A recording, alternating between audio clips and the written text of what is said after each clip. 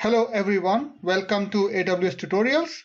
In AWS Tutorials, we provide workshops and exercises to learn about AWS services. These workshops and exercises are published to our website aws-dojo.com. Today, I'm going to talk about what storage options you can choose when working with AWS Lambda. While working with my customers, I have come across this discussion again and again that if I am using Lambda functions and I have to share some kind of storage between the Lambda function, then what choices you have and what you should choose.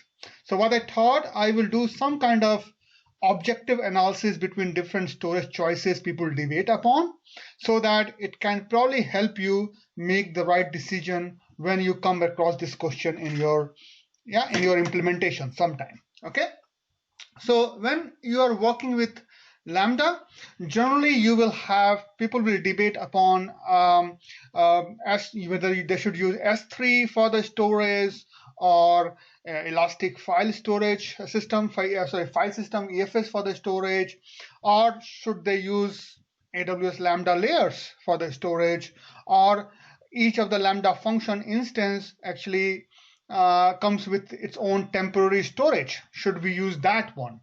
Well, I have left few things out like DynamoDB or relational databases. Those things I have kept out for now because generally those databases people use it for their purposes. So for instance, if relational database has to be stored, people simply go and store into some kind of relational database. If NoSQL or document type of data has to be stored, then people use DynamoDB or DocumentDB. So those things I have kept out because those are purposeful databases which are used for their own purpose. But when you're running Lambda functions and Lambda function wants to maintain some kind of state, some kind of storage, then people generally debate that what choice they have to maintain this state of the Lambda function or storage of the Lambda function. And then these four choices are generally which are debated upon. Now, what I'm going to do is that I'm going to go through each of these choices one by one to give you some prominent information about that choices while working with Lambda function. I will do some comparison as well. And my idea is that by doing so, you will have enough idea about using these storage choices with Lambda, and hopefully it can help you make the right decision when you go for such implementations. Along with this presentation, I have also put down many hands-on lab. There is one hands-on lab I will talk about in detail, but there are few more hands-on lab I have put over there, which you can use to experience some of these storage options with Lambda. Okay, so let's get started. So first thing is, what if you want to use S3 with the Lambda? That means your use case could be that you're running multiple Lambda function and you want Lambda functions to use S3 to maintain their state or any kind of storage share and those kind of things. So few things to start with. So can you use S3 to share storage or state across multiple Lambda function? Yes, it is definitely a possibility. There is no limits on the size. So if you're using S3, you don't need to worry about that your storage will expire. So yeah, there is no limit on that part. It is a persistence. It is a durable storage. Once you store into S3, the data will be stored into S3 unless until you update it or delete it. And it is an object type storage, and that is one of the things which goes in favor of S3, that you can store any kind of information into S3 as long as you can package it, serialize it, you can store it. Okay. You can perform both read and write type of operation to S3. So you can read data from S3, also write data back to the S3. It uses IAM role-based security. So your Lambda needs to have the proper IAM role in order to read or write from the S3. So generally, you will find people use S3 with Lambda if of course, if you want to share some kind of objects between them, but that's not mostly the case. Mostly when you will find that people use S3 with Lambda for the event-based programming. That means when some data gets published or updated into S3 bucket, they want to raise the event, and based on the event, they want to trigger the Lambda function to process that file. So generally, you will find people do use S3 for object for the sharing of the data, but it is primarily event driven. You will not find a case where Lambda function is writing data to S3 and other Lambda function is picking up same data and doing something around it. Generally, you will not find that model. The model will be that data will be published to the S3, event will be raised, and based on the events, different Lambda function will come and orchestrate and do the job. So if you want to build an event-based programming, generally, I have seen people use S3 and Lambda together because S3 provides native support for raising the events for any kind of object operation you perform. Okay, so let's look at the other choice, which is EFS. When you're trying to use EFS, again, few things. Can you share EFS across multiple Lambda function? Answer is yes. Recently, in fact, not recently, it's now more than 6 months, Lambda has started supporting EFS. That means you can mount EFS volume with the Lambda function. That means your multiple Lambda function can have the same EFS volume mounted. And when you do so, of course, your Lambda functions can use the data stored, can share the data stored into the EFS volume. Okay, so it is possible to share data across multiple Lambda functions with EFS. Again, you don't need to worry about any size over here. EFS is elastic. It can grow as much you want. It is durable. Once you store data into EFS, it is durable persistence. Storage type, however, is the file system. So you need to actually create a file and store it into the EFS. So it's a file-based storage system. So here we're talking about sharing files between different Lambda functions. Yeah, essentially, that's what it means. Now, you can perform both read and write type of operations with EFS.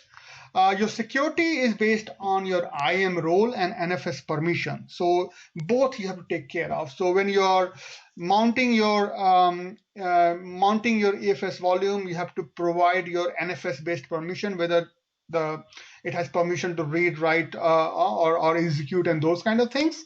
And of course, your IAM based permission. So IAM based permission plus NFS based permission, both you have to configure in order to make Lambda function access and work with EFS volume.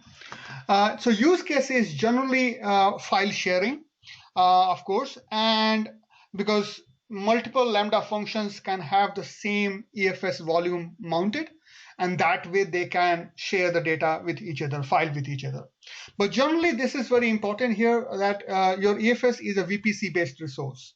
That means your Lambda function can also share data with other VPC based resource. So suppose there are some say EC2 instances running which are writing data, those can write data to the EFS volume and Lambda can read from there. So, or if you are running some kind of container and your container is writing data to the EFS volume and then Lambda want to read and write. So think in a way that your Lambda functions get opportunity to actually collaborate with other VPC based resources.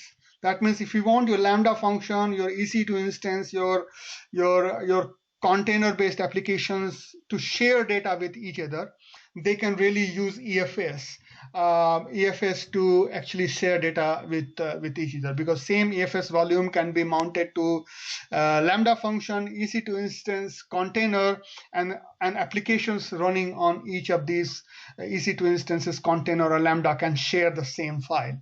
So that way it is very powerful because it makes Lambda function collaborate with or work with or share with other VPC based resources. So that's EFS. So let's move on. And then, okay, by the way, one more thing here, that if you want to know how you can how your Lambda function can work with EFS, I have provided an exercise over here. It's quite an old exercise, but I'm referencing back here, and I'm going to provide this into the description box below, this link as well. And you can run this exercise to learn how you can use EFS with Lambda. Okay. So moving on, what about the Lambda layers? And Lambda layers is a mechanism where you can actually you can package your data, or you can package your library or some kind of software into an archive, into a GIF file. You can upload that to a Lambda layer, and then that Lambda layer can be attached to more than one Lambda function. And that way, Lambda functions, more than one Lambda functions, can use the same Lambda layer to share the data. Okay. Now let's get into it. So, is it possible to share with multiple Lambda functions? Yes, it is possible, because in one Lambda layer you can upload your data, or you can upload your and you can upload your any kind of software package. Suppose you want to use Panda library, or you create some kind of custom library which you want to use across multiple Lambda functions. You can package that, upload it to layer, and then layer can be then attached with more than one Lambda function, and that way more than one Lambda function can share the same Lambda layer. Okay, so sharing is possible. The maximum size is 50 MB, and then here a few constraints. So far you have seen the solutions which are unlimited in some sense, but now we're talking about that the maximum size of one layer cannot be more than 50 MB. Then persistence is durable. Yeah, if you store into Lambda layer, it stays in Lambda layer. It is durable persistence. Storage type is archive. Okay, so archive means that whatever you want to upload to Lambda layer, you have to zip it. You have to put into archive format, and then you upload it. Okay, so that's very important, guys. That the storage type is archive. So whatever package you're writing, whatever data you're writing, you have to archive it and then upload it to the Lambda layer. And here comes a few more things. So operations is read only. So Lambda layer, you cannot read and write. You can only read. And that's where it makes Lambda layer a little unique, and I'll describe you more into the use case. But yeah, Lambda layer is read only. You can only read from the Lambda layer. You cannot write back to Lambda layer. That means, Lambda function cannot write back to Lambda layer. That means if you have a requirement where you have some sort of data which you want Lambda to share across multiple you have some data in Lambda layer which you want multiple Lambdas to just read, then Lambda layers can be used. Okay, it's IAM based security. And here comes the use case. So use case is that suppose you have some kind of config data which is read only config data. Okay, the Lambda function don't need to write anything to that. In that case, those read-only config files you can store into Lambda layer and let Lambda function simply read from there. Okay, so this is example where you want to do a read-only share. Okay, or other example is that you are creating some kind of library or package. Like I told you that you can create a custom package altogether with some common routines, some common functions, and you want Lambda functions to reuse it, then you can upload that to Lambda layer and Lambdas can simply use it. Okay. Now I have provided another hands-on workshop. Again, this exercise was published long back, but you can use this exercise to learn how you can create a Lambda layer and can use with a Lambda function. So again, I'm going to provide you URL of this hands-on lab in the description box below. And if you have not used Lambda layer with Lambda, you can use this link to learn about it. Moving on. Temporary storage. Now, each Lambda function running on one instance has a temporary storage, and it can also use temporary storage to access the data. So let's see how this thing work? So is it possible that with this temporary storage, multiple functions can share the data? Yes, it is possible, but not advisable. And I will tell you why. I'll just hold it with that way. It is possible to share, but not advisable. Why not advisable? Because it is not reliable. Okay, and I will share. I will discuss that in a separate slide. So let's just keep this in mind. It is possible, but not advisable because it is not reliable. The maximum size is 512 MB. You cannot store data more than 512 MB into this temporary storage. It is ephemeral storage. So you know that when you call Lambda function, an instance get launched. This instance has got temporary storage of 512 MB. But suppose after calling this Lambda function call didn't came for quite some time, and that instance dies down, that instance shuts down. In that case, the whole data storage is gone. So it is not durable. So like in early examples, you saw layers or S3 or AFS where the storage was durable, not in case of temporary storage. If your Lambda function instance dies down due to any reason, because reason could be some crash happening, reason could be that call didn't came for quite some time, and an instance is shutting down. In that case, your data is lost. So it is ephemeral storage. It again uses file system. So again, a file system based storage. You can perform both read and write operations on the temporary storage. Security is function only. So only the function which is running on that instance can access the data, nothing else, no one else. So there's no, it's very native access. It's like when you call a Lambda function gets launched to one of the instance behind the scene. The instance has got the temporary storage of 512 MB for the Lambda function, and Lambda function can just access it. It has default native access to the storage. So it's a function only based security. So generally, say, as I mentioned earlier, that sharing is possible but not advisable because it is not reliable. Temporary storage is not recommended for sharing purposes. It is primarily used for any kind of function level storage you want. And a few examples I'll give you. For instance, sometimes people upload some kind of packages to the S3 bucket, and they want Lambda function to simply download those packages from the S3 bucket during the runtime, use it, and that's it. Then they don't care about it. So again, they downloaded a package, they downloaded some data, but then they don't want to see this data after execution life because there's no sharing requirement here. Then that makes a perfect sense. Sometimes people want to download some file, make some changes to file, and then upload it back to S3. There you can use this temporary storage for that purpose. But again, keeping in mind that your storage is just 512 MB. So if your file size is more than 512 MB, you cannot use it. So again, keep in mind that temporary storage is used only at the function level, and you might want to use it only for the execution time of the Lambda function, and is definitely not reliable for the sharing purposes. Again, I have provided one exercise which talks about how you can work with temporary storage. In fact, I'm going to give you a walkthrough of this particular exercise today. So just hold on, I will show you what I'm going to talk about. But yeah, there is an exercise. If you want to learn how you want to use temporary storage, then here's a link for that. And I'm going to also provide you this link in the description box below. So having talked about these 4 storages one by one and some of the key highlights about those storages, let's try to see few things into comparison, because that will really help you decide which one is the right storage. So let's talk about this. Okay, before I go to that, actually, yeah. So one important thing I forgot to talk about, that is about temporary storage. Why temporary storage is not good for sharing purpose. So let me talk about that. So suppose you call a Lambda function. So what happens?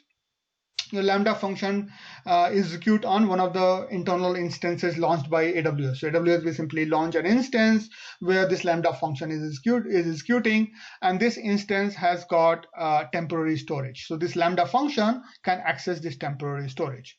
Suppose that while this Lambda function was getting executed, another Lambda function get called. Okay, so same Lambda function got called again. So this was already executing, so it was running on this instance over here. Another Lambda function got called, and of course that Lambda function will get another instance because this instance is already busy serving this Lambda function, and then this will get its own temporary storage. So it has got its own temporary storage, it has got its own temporary storage. This cannot access this one, this cannot access this one. They can access their local temporary storage only. Now let's take example that another function Lambda 3 gets called. Okay, but by the time Lambda 3 gets called, your Lambda 1 has finished the execution. That means your instance 1 was ready again to serve. In this case, Lambda function went to the instance number 1, and then in this case, Lambda function 3 can access the data over here. So if Lambda function 1 has written something over here, Lambda function 3 can read it, because unless Lambda function 1 has removed it, has deleted it as a cleanup job. If not, yeah, Lambda function 3 does has access to this storage. Okay, and suppose Lambda function 4 got called, and by the time Lambda function 4 got called, your 3 was done, and 2 is still busy. In this case, 4 again goes to instance number 1. Again, 4 has access to this temporary storage. And assume that Lambda function 5 gets called, but by the time Lambda function 2 was done, 4 was still running. So 5 got assigned to instance 2. So you can see that your Lambda function 5 can now access this storage, and any data written by Lambda function 2 over here can be used by Lambda function 5. So you can see here that actually Lambda functions can share data as long as they get assigned to a particular instance. Okay, so suppose 1, 3, and 4 can share data because they are getting assigned to instance 1. Similarly, 2 and 5 can share data because they got assigned to instance 2. But 2 and 5 cannot access the storage of the instance 1, and 1, 3, and 4 cannot access the storage of instance 2. Okay, and you actually cannot control that which Lambda function will go to which instance, or there'll be only 1 or 2 instances or 5 instances. So due to that part, actually it is not a reliable solution to use temporary storage for the sharing purposes, because you literally have no control which instance your Lambda function will go and execute.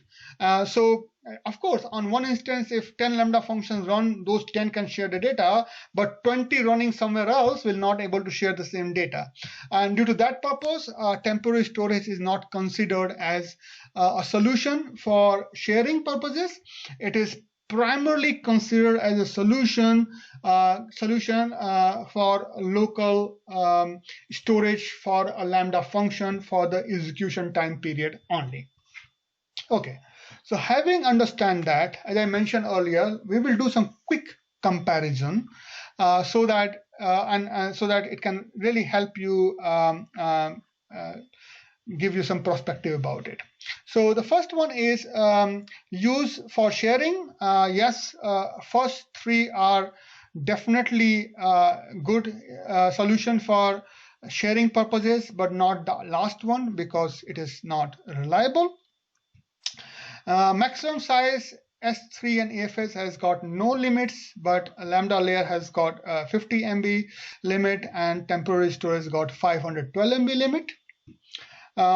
Operation wise, you can do a read and write here, read and write here. Layer is only read only, and then temporary storage also you can do read and write. And if you try to see the data access speed, your Lambda layer and temporary storage both are the fastest. And both are the fastest because both are, so like when you use, like your temporary storage is nothing but the same EC2 instance. It's like a local volume. local storage. So of course it is fastest. And Lambda layer is also loaded to your Lambda runtime environment, and being a local, again, it is fastest. So your Lambda layer and your temporary storage both are the fastest. But if you try to choose between S3 and AFS, your AFS is very fast, and S3 is fast. That means your AFS is faster than your S3 in terms of data access. So again, guys, so if you try to keep this into perspective, a simple solution comes is that if you want to use a storage which is very much local to your Lambda function, and you're okay with 512 as the maximum limit or maximum size, you can definitely use temporary storage. Okay, and of course it will give you very fast performance. You don't need to put that into S3 bucket or somewhere. Simply use the local storage to improve your execution time and also the speed. Similarly, if you have a read-only requirement, but of course this is not for sharing. If you have a read-only requirement, you have some read-only data which you want to share across multiple Lambda function, and you think that that data will not be more than 50 MB for one layer, then of course you can put that into Lambda layer. So read-only data, one layer not being more than 50 MB, you can put into Lambda layer, and again this will give you one of the fastest performance. So literally you can improve your execution time, because whatever you put into Lambda layer, that gets loaded into your Lambda execution runtime, and being local, it is the fastest. Now, talking about the S3 and AFS, generally, I mean, like if you look at these two actually, and you'll find that, I mean, of course, cost is one option, but put the cost aside, just keep performance in mind. What we are looking at is that AFS is a very fast solution. So it's going to be faster than S3.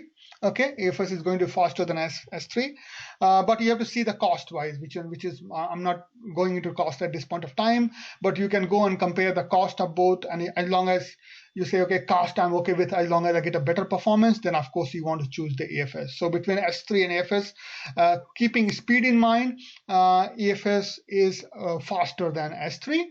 However, S3 has one of the unique value, and that is S3 supports event-based programming. That means you can upload or modify or delete. I mean, you can work with your objects into your S3 bucket, and it will raise events, and based on that events, you can trigger your Lambda function to orchestrate your working. So that gives you some unique value to S3. Otherwise AFS is faster than S3. So I thought I will put this into a certain perspective so that it can help you make the right choice for the storage. So moving on, what we are going to do today is I have a lab which we are going to use to show you how to work with local temporary storage. And what we'll do that we'll have some files stored into S3 bucket. This Lambda function will simply download this file to the temporary storage. Then it will open the file in the temporary storage. It will modify the file. And once it has modified the file, it will upload it back to the S3. So we are going to do this to give you idea how you can work with temporary storage. In order to do the exercise, this scenario, we have created and published one exercise to our website, aws-dozo.com. Now I'm going to walk you through and of course, I have provided the URL of this exercise in the description box below. Now I'm going to walk you through the steps of this exercise, and you can run this exercise by your own and learn about AWS temporary storage. Learn about using temporary storage with AWS Lambda. So without wasting any more time, let's jump to the exercise. So here we go. We have got this exercise published to our website, aws-dozo.com. These are the steps you need to perform to create the exercise, to build exercise. The first one is that you need to have an AWS account with administrative access to complete the exercise. And if you don't have an AWS account, then you might want to click on this link to create one AWS account. Then we move on to create a role, and this role will be used by the Lambda function to S3 to access the S3 bucket. So we simply go to the IAM management console, say I want to create a role for the Lambda, and just to keep it simple, we simply give it a power user access to the Lambda function. And then we'll give this role a nice name, Dojo Lambda role, and simply create the role. Once this has been created, we move on and we create an S3 bucket. So in our scenario, we are going to first download data from the S3 bucket to the temporary storage, modify it into temporary storage, and then upload back to S3 bucket. So what we are going to do is that I have provided a very simple sample file. What you do that you simply create a bucket into S3 and upload this sample file over here. So what a Lambda function is going to do is going to download this file, modify and upload it back. And I just put some sample data, like some existing record, some data over there, just as a sample data. So you create S3 bucket and upload this file over there. Then you create a Lambda function.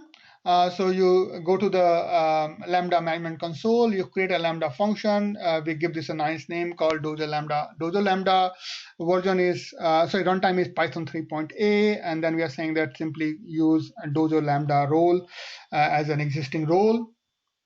And then the Lambda function is now ready. Now we go and change the code of the Lambda function. And if you look at the code, it's pretty straightforward. What we are doing here is that we are creating an S3 Boto client. Then we are passing certain parameters to the Lambda function, like the bucket name, the object key, and the input.